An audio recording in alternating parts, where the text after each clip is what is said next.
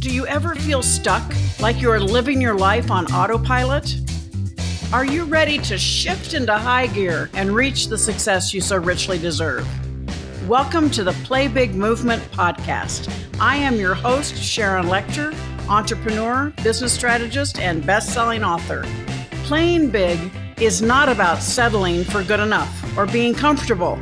It is about reaching your highest potential and achieving your greatest success. Join me in my Play Big movement as I interview top experts in business, money, and entrepreneurship, all ready to serve you and to help you play big, be number one in your field, live your legacy, and create maximum impact. Hi, everybody. Welcome to this segment of the Play Big Movement podcast with Sharon Lechter. Today, I'm excited to introduce a serial entrepreneur, Stephen Sashen. He's never had a job, which I think that's fantastic. We're going to hear more about that. Former professional comic, stand-up comic, and award-winning screenwriter. Competitive sprinter. I love that one. He said that he was one of the fastest men over 55. And I love this little in parens, maybe the fastest 55 plus Jew in the world. I love that. That's fantastic. And he and his wife co-founded the footwear company called Xero Shoes. And I love it. Creating a movement. I love that. And he's helped hundreds of thousands of people live life feet first. Say that fast. Live life feet first with happy, healthy, strong feet and addictively comfortable shoes, sandals, and boots. And he and his wife were on Shark Tank, and they actually turned down an offer from the one and only Kevin O'Leary. Welcome, Stephen. So excited to have you here. Thank you. Well, I'm excited to be here. Do you know that you, in certain ways, changed our lives, my wife and mine? No, I don't. Please share. Well, the short version of this is not like, millions of other people. I got turned on to all the rich dad stuff way back when. But the thing that was the real life changer was when we were playing cash flow. And there's two parts of this.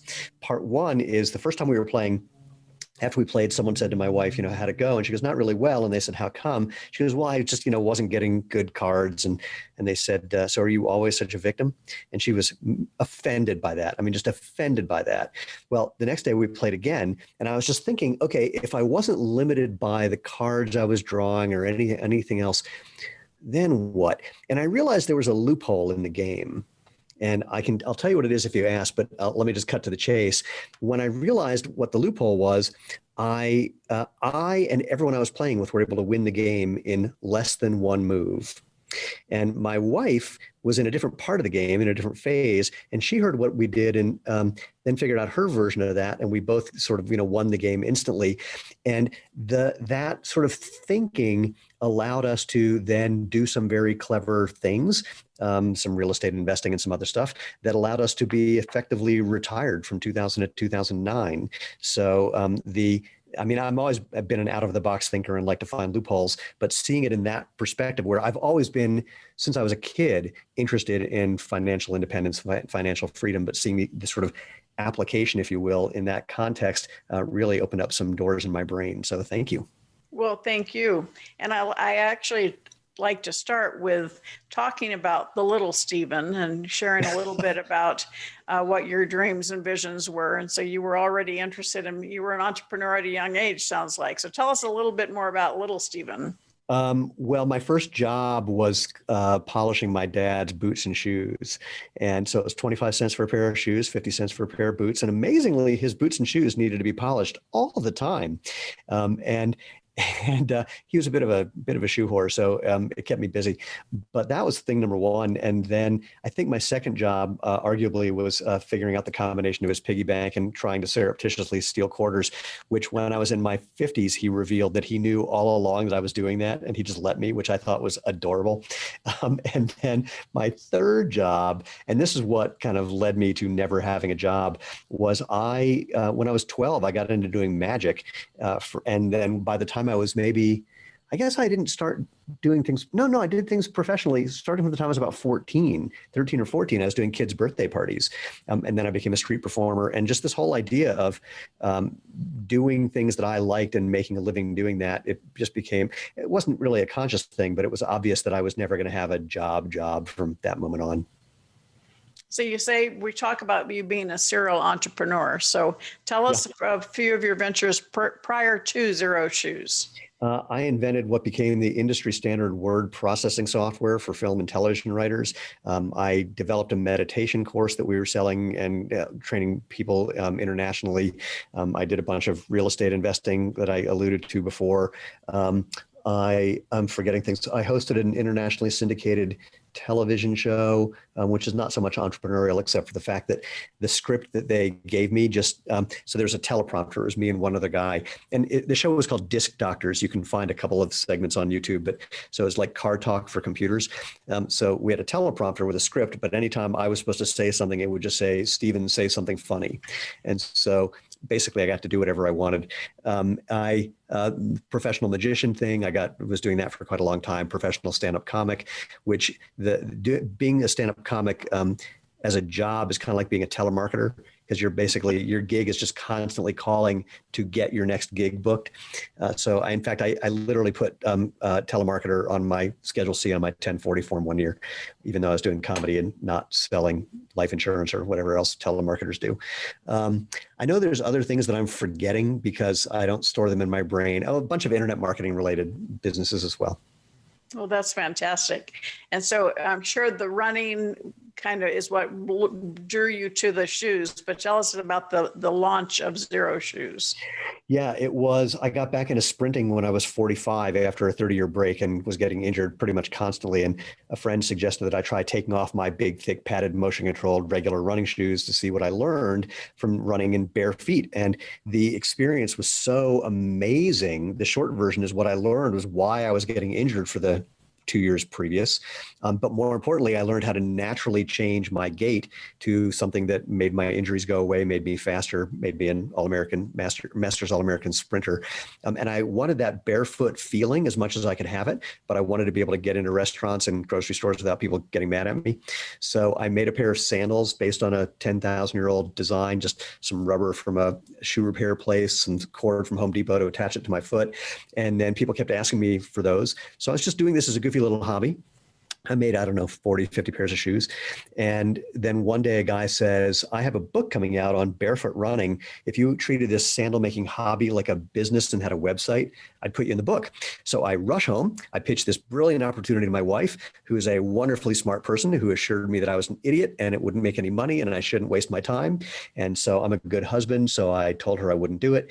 And I'm a typical husband. So after she went to bed, I built a website and launched it. In fact, we had an SEO, SEM, search engine optimization, search engine marketing business that we had started right around that time. And I said, it'll be a case study, just to show how you can get ranking. It'll only take me 3 months to really dominate this thing. And I was wrong. It only took me 6 weeks. And at the end of 6 weeks, we realized this was our full-time job and more. We were already getting feedback from customers saying, these things have changed my life. And we knew that we were onto something important about natural movement, letting your feet and body do what feet and bodies are supposed to do instead of getting in the way with padding and support and motion control and all those things that are demonstrably unnecessary. And that was a little over 11 years ago. And here we are, having grown dramatically since then. Well, you and I met, I think it was in January at one of the JV Summit hosted, and it was wonderful to hear your story. And I teach that successful businesses do one of two things: solve a problem or serve a need. And certainly you are a quintessentially perfect example, poster child for that. And by doing that, your business really exploded in a very positive way. Share a little bit about your growth. Egads. So we started on the floor of a corner of a spare bedroom and had a debate about whether we should spend $30 for a folding table to get things off the floor because the cats were sitting on everything. And then another debate about buying a second table. And then suddenly we had customer service at our dining room table and fulfillment in our living room and product in the entire house. And Lena had an office in a bedroom, spare bedroom on the second floor. I was in the basement, and we spent days where the only time we would see each other was on Skype Skype, even though we were only 20 feet away from each other, literally one on top of the other. Uh, I don't remember what the revenue numbers were early on, but let's just say at a certain point we went from 2 and change to 5 and change to 8 and change to 12 and change to 23, and things are just growing very, very quickly. I was going to say exponentially, but that's not accurate. We're still average. Well, I'd have to do the math to figure out what our compounded annual growth rate is. Suffice it to say, we've been one of the fastest growing companies in the country for the last 7 years. And so tell us, obviously it's called Xero Shoes. So I'm assuming that's the website, but share with people how they can find more information about you personally as well as the shoes.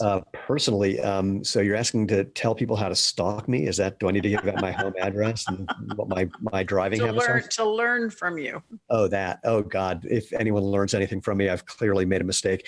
So we're Xero Shoes, Xero.com. Although if your computer autocorrects you to Zero, I now own that domain and that'll redirect. So that's okay. And then we are at Xero Shoes or /Xero Shoes, wherever you at or slash things. And then personally, I haven't kept anything really updated. I have a website that's at my name at Sashen.com, but I literally don't even know what it says there because I haven't been on it or edited it in ages because I've been so busy as CEO of Xero Shoes that I don't care about my personal stuff. Well, being a serial entrepreneur, you probably may not have experienced the level of fear and risk aversion that a lot of people do. So, but what would you share with someone about, they have an idea and they just haven't taken that last step to make it a reality? What would you advice would you share with them? Yeah, I would say throw it away and get a government job with a pension. You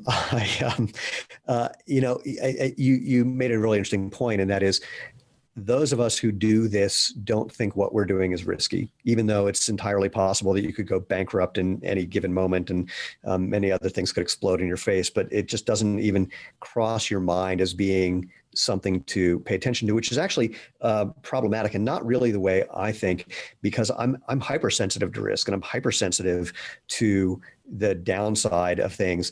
I don't care when someone's trying to pitch me on something. I don't care when they're talking about how much money I could possibly make. I only care about mitigating risk. What am I going to lose if it doesn't work? And is that going to be okay with me?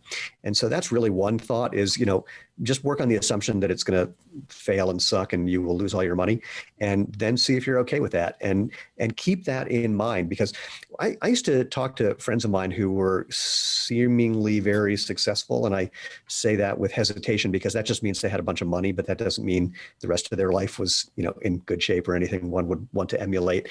But I instead of asking them, how'd you become successful, which is what most people do because they're looking for some reproducible formula, of which there aren't any or very, very few. In fact, I don't really think there are any, but that's a whole other story. Instead, I would ask them, how much of what you accomplished was due to things like luck and chance and fate and things that are out of your control? And they would have way more interesting stories about that, as do I. I think that where we are is predominantly the result of luck. And then on the side is, busting our butts and being relatively smart. But if we didn't have the luck factor, I don't care how smart we were and how many fires we knew how to put out, and how hard we worked, this wouldn't have happened the way it has. But the other thing that I asked them is, your financial picture went from really quote unquote good, $100,000 a week, $200,000 a week or more, to zero. So a couple times, some of these people, and I said, if you had to teach a college course on how to go from the top of that mountain to the bottom of the mountain, on how to fail the way you did, what would you teach in that course? And again, very animated, very interesting, with things that are reproducible, that are important to know about not getting overextended, about paying attention to your competition, about looking at market forces and things that are changing in the world, and not being attached to what you're doing when those things around you change unexpectedly. And that's basically all we do around here. I mean, my wife says I have the great job. I think about all the cool things that could happen, and she has the annoying job of telling me we don't have the money to do that, or preparing, for what happens if it doesn't work. But she's not totally accurate, because I'm very sensitive to the downside of things, and at the same time, my focus is the future vision of stuff. Was that an answer to Which your it question? should be, because you're the entrepreneur. And I always say the fact that you have your wife that fills in that other side is the power of association, which is part of everything I teach. Yeah. And I think, luck is when preparation meets opportunity. So you put yourself in the position of greatest potential, and then you get lucky. Well, I'm gonna throw this one out for the fun of it. So here's one, other than the luckiest thing of all, which is that the woman who is now my wife at some point decided I was okay to talk to, and then after years of knowing each other, she decided, okay, maybe it's worth going out with this guy, and then somehow agreed to marry me, and that was 20 something years ago. But beyond that, here's my favorite story. A friend of ours is walking his dog, which he normally didn't do. Normally his wife walked the dog, and the dog bumped into another dog that the dogs knew each other. So the dogs started hanging out. So our friend started talking to the other dog walker, who was a guy walking his dogs. Normally he didn't either. Normally his wife walked the dog. So the dogs knew each other because of the wives, but this time the husbands got together. And so our friend said, what do you do? The guy said, well, I'm the head of global product design at Crocs. And our friend said, oh, my friend Steve and Elena have a shoe company, which at that point we did not have. We had a company selling do-it-yourself sandal making kits. I wouldn't call it a shoe company by any stretch of the imagination. Anyway, this guy, Dennis, hands our friend his phone number and says, have him give me a call. And I sat on that for months thinking, why would he want to talk to me? We're making do-it-yourself sandal kits. And so after a few months, I called him, we got together, had a lunch that was supposed to last for half an hour, and 4 hours later, I said, boy, I'd love to work with someone like you someday, but probably younger, just getting their feet wet. He goes, well, what about me? Because I really believe in what you're doing. I said, yeah, but we can't afford you, man. He goes, I'm retired. I said, you're hired. So the luck factor is, two dogs meeting when it happened to be two guys walking the dogs. The part that you alluded to is, for whatever reason, he decided to work with us, but were it not for the dogs and the insane, out of my control luck of that, we wouldn't be here. Yes, I love that. That's fantastic. So I just love it. You're going to hang out with me. We're going to do another short recording for the private Facebook group, the Play Big Movement. So all of you watching and listening, rewind, because these incredible nuggets of great thought-provoking concepts that you need to think about. If I don't say something contrarian or counterintuitive, I haven't done my job. Well, like me, you made the comment that you never had a job. Well, I'm not a very good employee. I've had a few along the way, but I realized early on that entrepreneurship, I was a little bit too much of a control freak. I like to control my schedule, my day, and my life. So employment is not on the agenda for me. So I've had the benefit of being able to find things that I felt passionate about and pull things together. And it sounds like you have too. So give us just a peek into the future of Xero Shoes. I'm coming out with the book Exit Rich, which is all talking about building a business and understanding what your exit plan is. So do you have one? Is it something you're willing to share, or what's the thought? Yeah, it's an interesting one, and I wonder if you deal with this in the book. I frankly don't imagine that you do, because it's something very few people talk about, which is how your exit plans are affected by your age. Is that something you dive into? Yes. Oh, awesome. Well, I can't wait to read it. So I'm about to be 59. And so I feel like I'm going down two paths simultaneously, to be completely candid. One is that we're just trying to change the world, nothing major. And what we're doing fundamentally is actually, we're not the intervention. We're not doing anything new at Xero Shoes. We're actually just going back to prior to, say, 1970, when shoe design took a sharp right turn into what you see now, and has not been beneficial for anybody ever since. The injury rate for runners, 50% of runners get injured every year, 80% of marathoners get injured every year, and that hasn't changed despite the quote unquote advances in modern athletic shoe design. And so, but if you look prior to that, most footwear looked closer to what we do. Ours are significant improvements, but basically look like what we do. And if you look in the literature, you don't find a bunch of research on running related injuries, because it wasn't happening. So what we're doing is helping people rediscover that natural movement, letting your feet and body do what they're designed to do, what they've been doing quite well for as long as we've been human beings. That's the obvious, better, healthy choice, the way natural food is. And we all know this. As kids, on a hot summer day, we'd run outside, we'd kick off our shoes, we'd feel the grass between our toes, or the sand under our feet, or the water around our ankles, and we just play. And you can do that now and more. you have all these nerve endings in the soles of your feet that are designed to tell your brain what's going on, so your brain can make your body do what it's supposed to do, healthily, enjoyably, effectively. I hope I mentioned enjoyably, because if it isn't fun, you should be doing something different till it is. But so on the one hand, we're really trying to change the world, and we happily are. As my wife says, there's no reason to start another shoe company. There's enough of them on the planet, unless what you're doing changes people's lives. And happily, we've heard from many tens of thousands of people who say that that's what we've done. So that's the good news. The flip side is the personal financial side, where, I don't want to work for the rest of my life. And we are in an interesting business where, aside from the fact that we're competing against multi-billion-dollar companies, which I enjoy, especially because most of them have made their money by lying to people. And I find that reprehensible. And I like to try to pull that rug out from underneath people. But the bigger thing is that once you get to a certain point, a certain revenue level, a certain run rate in a footwear company, there are a number of conglomerate companies, if you will, or house of brand companies, portfolio companies, who get afraid that you're going to start doing something that's going to take money away from them, and B, see an opportunity for them to benefit by bringing you into the fold and dealing with the economy of scale they have, the improvements in production and distribution and marketing, et cetera, that they can bring to the table. So we firmly expect that in the not too distant future, one or more of those companies will approach us. They already have, actually. And we will then figure out what makes sense for both us. And we took on private equity minority partners a few months ago. So we'll have to make sure that what our goals are aligned with theirs. And then after that, we'll see. On the one hand, if I can be involved in a way that's doing the things I like to do without the problems of having a job, which I only imagine because I've never had one, then that would be great. But if I've said to people, if you don't think you need me, I'm not going to try and convince you. Just, come visit me on the island. And they say, well, that's a really good answer. I go, what do idiots say? They go, it's my baby. I got a vision. I go, yeah, it's our baby and we have a vision. Simultaneously, we're ready to sell vision impaired babies. So, it's just running down both of those paths of working on the assumption we're never going to get acquired, while making sure we're prepared to have the highest value to an acquiring company at any given time. And that's highest value within the company built, so that if you choose to sell, you can choose to sell at the highest price.